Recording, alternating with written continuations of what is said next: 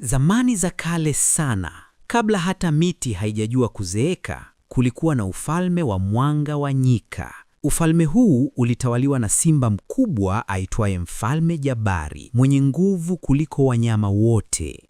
Mfalme Jabari alikuwa jasiri vitani, sauti yake ilitikisa milima na manyoya yake yalimetameta kama dhahabu. Lakini alikuwa na dosari moja kubwa.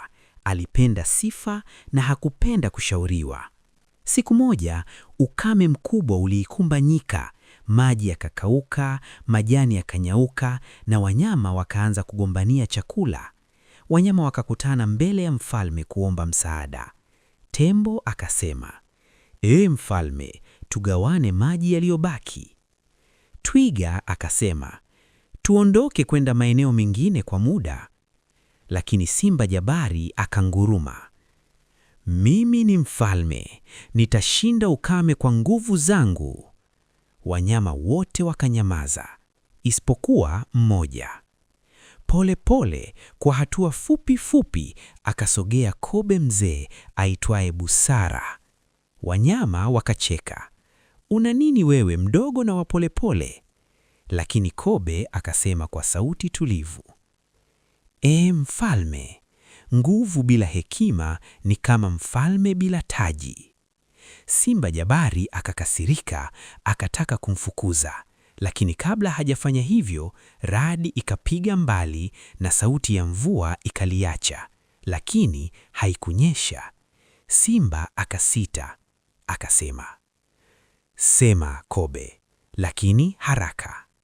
Kobe akashauri, "Chini ya mlima mrefu kuna chemchemi ya siri. Haitoki kwa nguvu bali kwa uvumilivu. Lazima tufungue njia yake taratibu kwa ushirikiano wa wote."